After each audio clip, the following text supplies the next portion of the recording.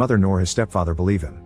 Just before leaving, he manages to see that on the internet someone tells him the address of the possible home of the gunslinger's house, so Jake agrees to cooperate with the situation.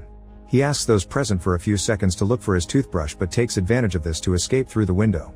The driver chases him across the rooftops of the buildings, but Jake manages to make a fast forward and go down to the subway, losing sight of them. Jake talks to his mom on the phone and tells her he has things to do, until he arrives at the supposed house of the gunslinger. Upon entering, Jake manages to see some sort of gate with a control panel. He enters the same number he always dreams of, 1919, and the computer tells him the destination will now be Midworld. A portal opens next to Jake, and just before he steps through it, the floor of the house crushes away from itself and traps him. To free himself, Jake manages to enter the portal and reaches a desert world with no civilizations around, and with peculiarly shaped hurricanes in the distance.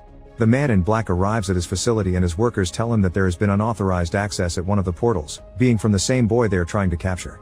Jake spends all night walking in the desert until he finds a small light in the distance, and when he arrives he finds an unlit campfire along with some water.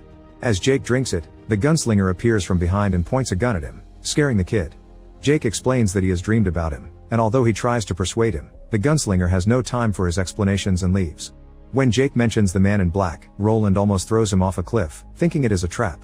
Jake explains that he knows his name is Roland and that he does not know the whereabouts of the man in black. Roland believes him and explains to Jake that the man in black is a sorcerer and that his real name is Walter. The man in black goes to the human world and sees that the demon house has been destroyed by a powerful psychic. When he seeks answers from one of his henchmen, they tell him that only a human kid with a powerful shine could have dealt with the house, something that leaves Walter perplexed. Roland and Jake make their way to a forest where they see the remains of an abandoned amusement park. They encounter a group of Tahins in the distance, who are Walter's henchmen, so they hide and go for a safer place to stay.